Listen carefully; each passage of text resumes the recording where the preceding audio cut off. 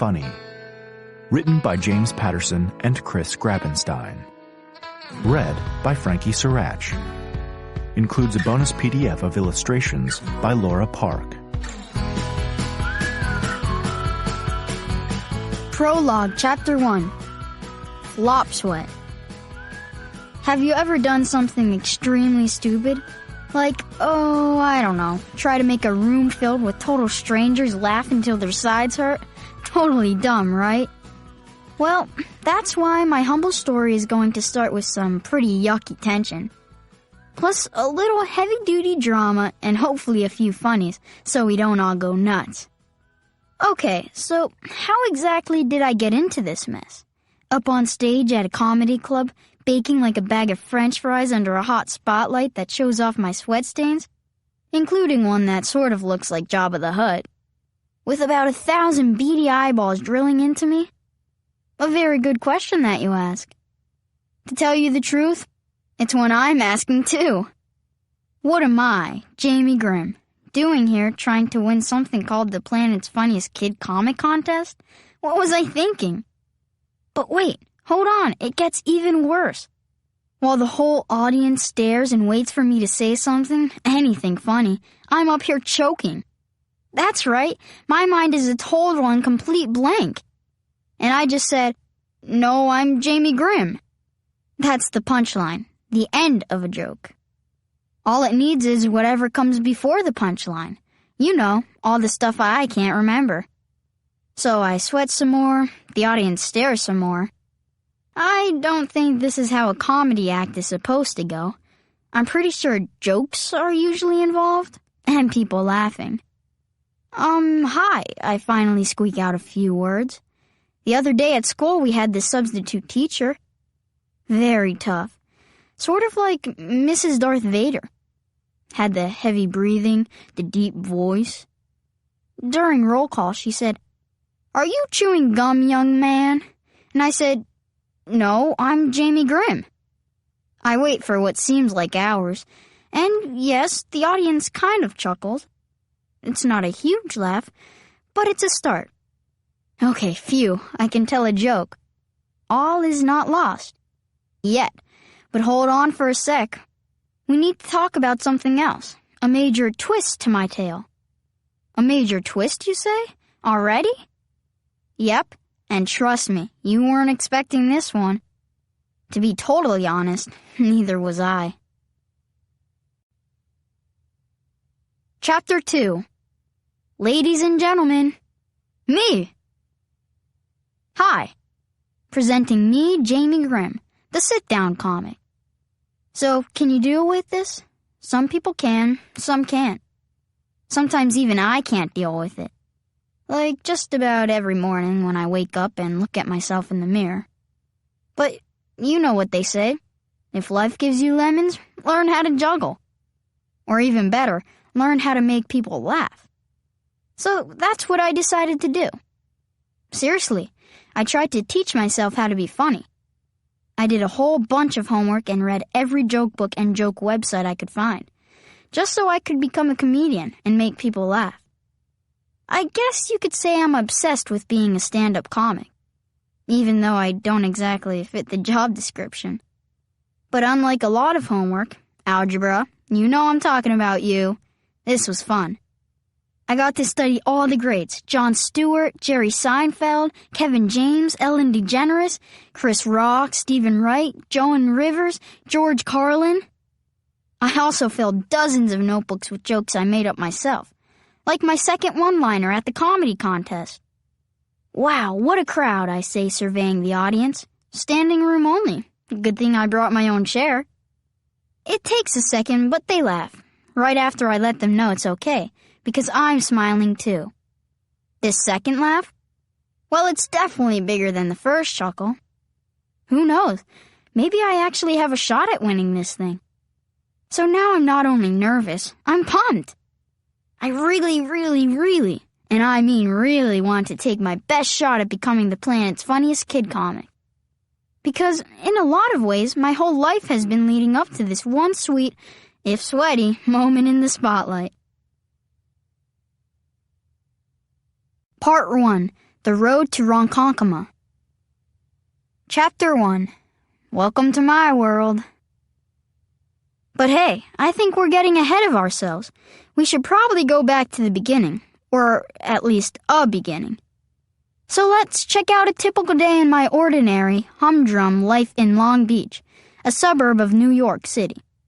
Back before my very strange appearance at the Ronkonkoma Comedy Club, here's me, just an average kid on an average day in my average house as I open our average door and head off to an average, below average school.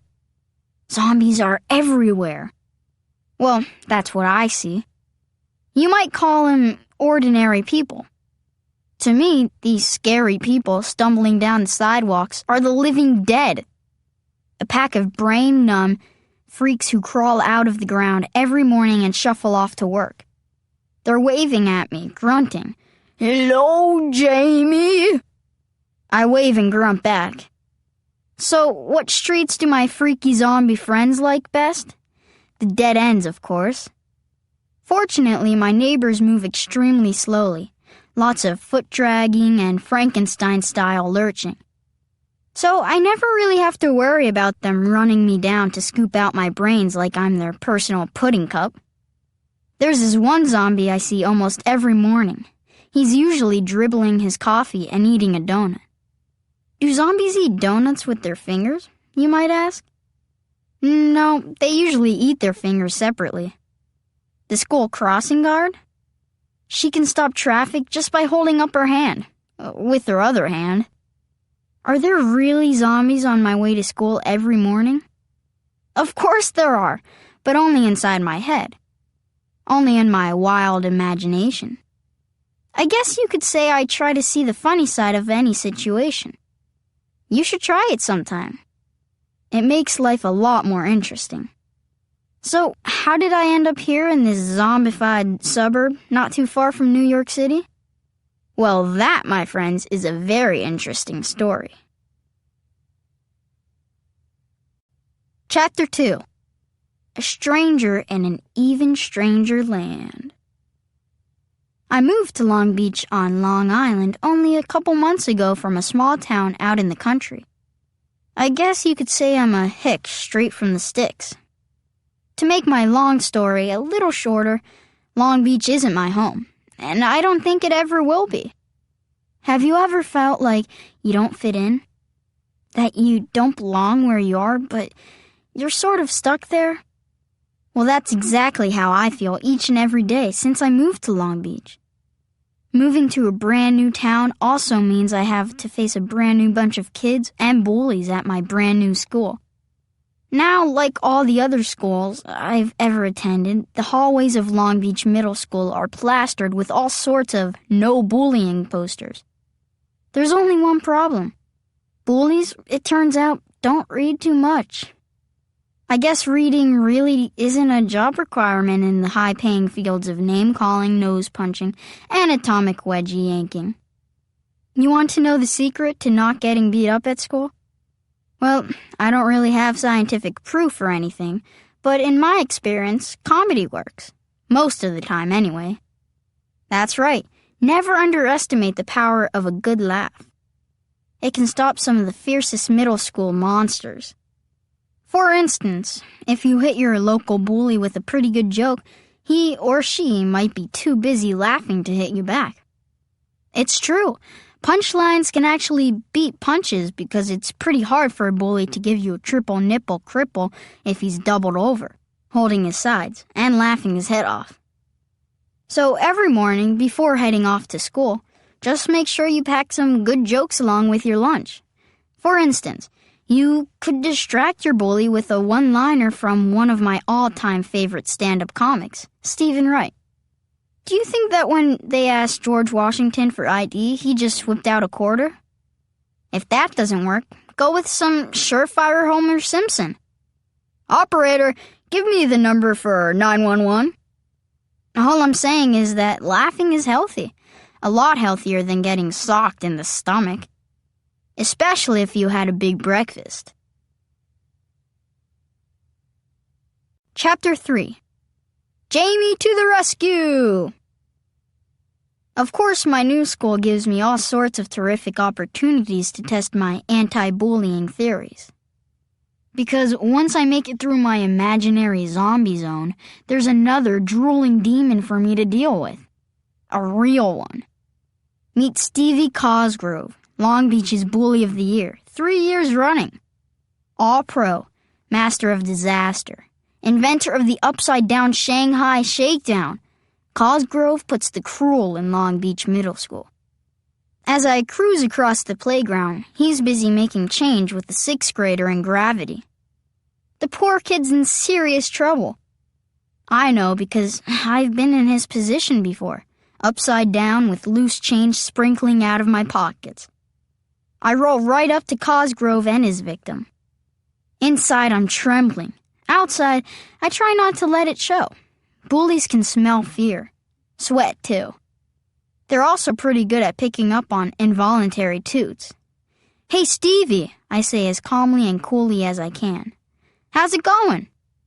"Get lost, Grim. I'm busy here." "Sure. Say, did you hear about the kidnapping?" "No." "Don't worry, he woke up." The upside-down kid losing all his lunch money laughs at the joke. Stevie does not. "And how about that karate champion who joined the army?" "What about him?" "Oh, I hear it was pretty bad. First time he saluted, he nearly killed himself." Cosgrove's victim is totally cracking up. Cosgrove, not so much. Desperate, I try one more time with what I think is some can't-miss Homer Simpson material. Yesterday I asked my teacher, "How come I have to study English? I'm never going to England." Stevie still isn't laughing, but he does finally loosen his grip on the small kid's ankles. The little guy drops to the ground and takes off like a race car at Talladega Superspeedway. "Thanks, Jamie. I owe you one." I think that's what he says. He's running away very, very quickly when he says it. Meanwhile, Cosgrove redirects his rage at me. He lurches forward, grabs hold of both my armrests, and leans down. I'm basically frozen in place. Petrifying fear and locked wheel brakes will do that to you. From his hot, steamy breath, I can tell that Stevie Cosgrove recently enjoyed a bowl of Fruity Pebbles, with milk that had hit its expiration date, maybe a month ago. "What?" says Cosgrove. "You think I won't lay you out just because you're stuck in a wheelchair? Funny boy?" "Yeah," I say, "pretty much." Turns out I'm pretty wrong. Chapter 4. Down and Up.